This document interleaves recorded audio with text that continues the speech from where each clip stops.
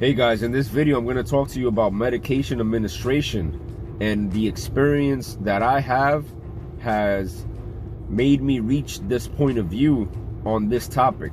You know, just so you can remember, I've been an EMT / paramedic basically for 17 years, and I graduated from medical school, and now I'm a doctor. And what I want to share with you is my thought process on the administration of medication, and this is very important for EMTs, paramedic, and other healthcare providers. And my thought process on sharing medication and rendering medications to patients is, first and foremost, they have to earn it. You don't get the medication just because it's within the algorithm. You don't get the medication just because you're asking for it. You have to deserve the medication, right? So I'll give you an example. One time, a BLS ambulance called for backup because somebody dislocated their shoulder. They dislocated their shoulder, and the EMT was an experienced EMT. He's like, yo, you gotta give her morphine. You gotta give her morphine. Look, she's crying, she's crying, she's crying. And I said, wait, just because you're saying I have to do it doesn't mean that I'm going to do it. Let me assess the patient. And he got upset. Lo and behold, we ended up not having to give her morphine, but gave her an ice pack.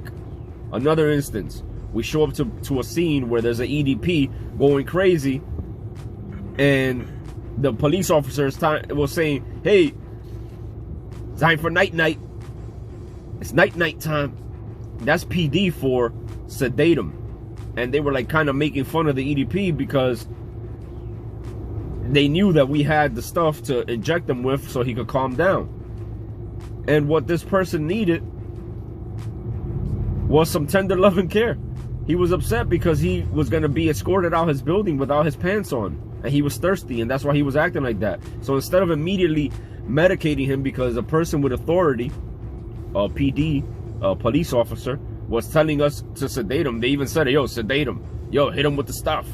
So wait, let me talk to this guy. And it was something as far as just having human morals and putting yourself in that patient's shoes that avoided us from popping our narcs and doing an invasive procedure on the person that didn't really need it. So I say that to say this: don't let no one pressure you into medicating a patient, especially the patient, because some of them are seeking medication. And don't let the algorithm or the protocol, remember, treat the patient, not the protocol. Treat the patient, not the monitor. Treat the patient, not the algorithm, right? So the patient has to earn it. Use your clinical judgment, because if you use it and you didn't need it, it's not that bad. But really use your clinical judgment, because if you needed it and didn't use it, then that's something that you have to be able to justify, which is basically not justifiable, because if you needed it, you should have used it. It's a fine line that you'll get to feel more comfortable with as you gain experience. But once again, this is my thought process, and I'm sharing it with you. For example, the reason why I think like this is because every single medication has adverse effects. Every single medication is not a medication that you give to the patient and that's it. No. For example, did you know that amiodarone, a medication that's used for AFib and tachycardia, is one of the most toxic medications? Did you know that it causes pulmonary diseases? Did you know that the albuterol that you give your patient supposedly causes cardiomegaly and tachycardia? Do you know why some of the medications are online medical control medications? Why? Because they fix one thing and mess up the next. So, for example, Lasix. Lasix used to be standing order, and they took it away from us on standing order. Why? Because medics were giving it out like crazy and causing electrolyte imbalances. And these electrolyte imbalances could cause cardiac dysrhythmias, which will enter into VFib and cardiac arrest. Right? So, medication administration is something that's extremely important and should not be taken lightly. And please remember the 6 patient rights. I got my notes here. Make sure I don't forget it.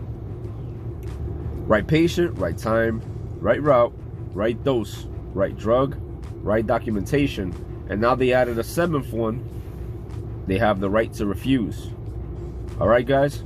Those are my thought processes on medication administration. But when the patient does meet the criteria, the patient does earn it, then I review my protocol on a regular basis so I can remember the dosage, and I give them what they need at the time that they need it. And the way I do it is I go from the least invasive to the most invasive. So if I'm going to treat an asthmatic, instead of giving them the epi immediately, I go with the albuterol. Check out this video on how to treat an asthmatic patient. But basically what I do is I'm familiar with the pharmacology of the medication, and I use it based on the knowledge that I have. But usually it's based on invasiveness and how potent or how concentrated the drug is, right? And last but not least, I just want to say, just because you could doesn't mean you should. All right, guys, I hope this helps. Peace.